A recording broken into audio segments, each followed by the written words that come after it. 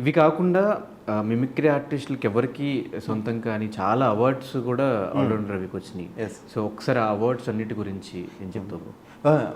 అంటే అవార్డ్స్ రావడానికి main records చేయడం. అంటే చాలామంది నేను ఈ మిమిక్రీ ఫీల్డ్కి వచ్చిన మూమెంట్లోనే చాలా పెద్ద పెద్ద లెజెండరీ మిమిక్రీ ఆర్టిస్టులు ఉన్నారు.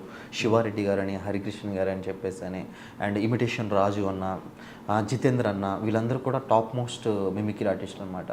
సో మనం ఏం చేయాలంటే కనుక అన్నవాళ్ళు వెల్ నోన్ పర్సన్స్, మనం కొంచెం ఏదైనా కొత్తగా ప్రజల్లోకి వెళ్దామని చెప్పేసి అని. అందరూ గతంలో మిమిక్రీ అనేది ఎలా ఉండేదంటే ఒక ఇంటర్వ్యూలో కూర్చున్నామంటే వాళ్ళకి వచ్చిన ఒక 5 వాయిస్ని ఒక డైలాగ్ని ఎక్కువసేపు చేసుకుంటూ వెళ్ళేవారు. సో అది ఇక్కడ ఏమైందంటే కనుక టైం పీరియడ్ ఎక్కువ అయిపోయేది. నేనేం చేశానంటే కనుక తక్కువ టైంలో అతి తక్కువ సెకండ్స్లో ఎక్కువ వాయిస్లు ఇమిటేట్ చేయడం వల్ల జనాల్లో ఒక క్యూరియాసిటీ పెట్టవచ్చు అని చెప్పని 5 నిమిషాల్లో 50 వాయిస్లు చేసి ప్రాక్టీస్ చేసి 1 month or 2 months ప్రాక్టీస్ చేసి 3 వరల్డ్ రికార్డ్స్ చేశాను. Talent book of record, culture book of record, Bharat world record.